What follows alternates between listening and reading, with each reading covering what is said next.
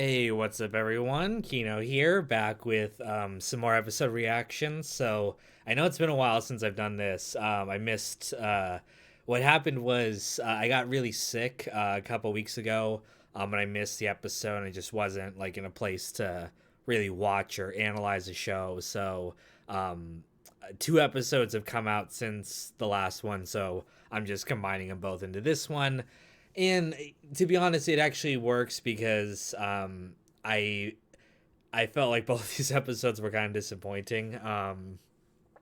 It's fallen into that thing that I said at the beginning of the series I was worried about, which was, will they have enough time to do to actually develop out these characters, or will it just be like they'll be so focused on the plot that we really won't have any character development?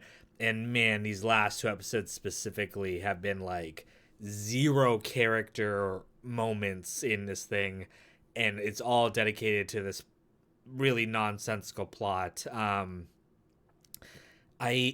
it's like this, like, back and forth kind of, subterfuge type plot, spies and traitors and stuff like that. But you really, I always I always keep harking back to this, which is the fundamental point of any show or movie has to be the characters. What are we learning about our characters during all of this? We learned quite a bit at the beginning, which is why I was like, oh, these are actually pretty cool episodes. Like, we got to learn about Tula and Valia and like what made them who they are. But that's fallen by the wayside these last few episodes, and there's only 6 episodes in this show. I'm pretty sure. So I think the next one's the last one, and it's like, man, it's ground to a halt where it's just become this mystery plot that, like, what's going on? Except they're not really even advancing the mystery plot. Like, sure, we learn stuff here and there that's like, oh, like at the end of this last episode here, it's this big reveal that, like, the Desmond is the son of Tula. So he's part Harkonnen, part Atreides, because she slept with that Atreides guy. Very cheap reveal in my mind, because we didn't ever learn that she was pregnant. It's not like, I think they hinted at it when they said, like, oh, like, what if you sacrificed Tula? And she's like, you have no idea what I sacrificed. And I guess the idea is that she gave up her son. Except they reference that this episode when they reveal this. So it's like, it's not like she had been like talking to Valia before about, like, I've given up so much for the sisterhood, I gave up, my child for you. And then when we can learn later, like, oh, it's this guy. It's like they're revealing it this very episode. So it's very cheap. I thought that dynamic didn't really work, because him and Tula have had zero interaction. They're not even on the same planet. Like, literally, their storylines are completely separate. It would honestly make more. It would be more of a dramatic reveal if he was Valia's son, because then it's like, oh, this person who they've had these very negative interactions. It's like, oh, they're actually family, and they're family in the sense that she's his aunt, but um, he has zero relation to Tula emotionally or story dynamic wise. It's just like, oh, okay, he's this person's son now. I don't know if that explains his powers or not. I don't. Their whole power thing is kind of weird to me, because in Dune, people didn't really have like magic powers.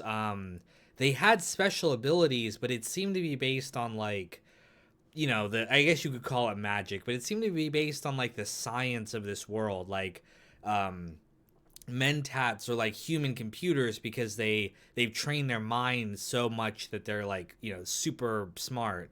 And I always thought that, like, the sister's power to, like, mind control people with the voice, I thought that was like something like that, where they had, like, they understood human psychology to such an extent that they could temporarily override a person's neurons with their voice. It didn't seem to be like a magic thing. Even all the Fremen stuff where they take the spice and they can see the future seemed to be more like a lot of science fiction differentiates psychic abilities from, like, magic abilities. Again, you might say that's the same thing, but a lot of science fiction tends to separate those, like Warhammer 40K or other stuff like that. Like psychic abilities are like kind of a genetic science based thing rather than like a ooh magic type thing. But so many of these people have like weird magical abilities, and I don't know, maybe they reference in this episode somehow that what happened to that Kasha lady, it was an RNA virus that triggered it. I don't know how that works. I don't know how Desmond can control that or send that out to people. Um, so maybe that's not really magic power. The girl, um, the black girl, the apprentice that Valia brings with her, has this weird power to like turn into other people.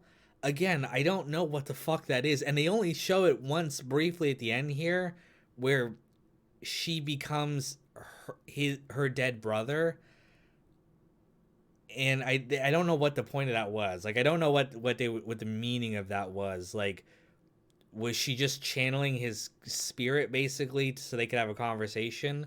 They don't bring it up again, and there's only again one more episode. So what the fuck? Like what is the point of any of this? It's just so weird. Yeah, like these episodes have been a mess. I'm gonna be honest with you. They've been a mess. I've not really been enjoying it. There's not really been good character development. I don't know most of the characters' motivations. Um, they even introduced this new woman who is the mother of the emperor's son. So I guess that guy Constantine, he's like the emperor's like illegitimate son with this woman. Um, Again, we're introducing her in the second to last episode here. Like, is this supposed to be a character that we're developing, or is it just a random plot contrivance that's like, what's the point of any of this? So yeah, overall, I felt like these last few episodes have been very plot focused and very weak as a result, because Dune's plot is stupid. Like you'll never like any Dune stuff, like the plot is dumb. What can be interesting is character stuff, which I was like, again, in the first few episodes, like, oh, that's pretty cool, but that's fallen by the wayside here. I imagine next episode they might do some stuff, but again, it's the last one, so we wasted literally a third of our screen time here on just like, ooh, like, is this plot to blow up the Emperor gonna happen? And we know it's not. So, like, because House Carino are still the Emperors in the modern time. And I think we're going to get some explanation of what happens to House Atreides and House Harkonnen and how they end up where they're at. But yeah, I just we've wasted a lot of screen time here. We could have been using to develop some of these characters and make them really interesting and fleshed out. But most of them, it's just like, oh, we gotta focus on this weird plot that makes no sense. So. Kind of disappointing, but we'll see how the last one goes. And I'm all caught up now, so I can watch the next one when it comes out. So I will talk to you all then, and thanks for listening. See ya.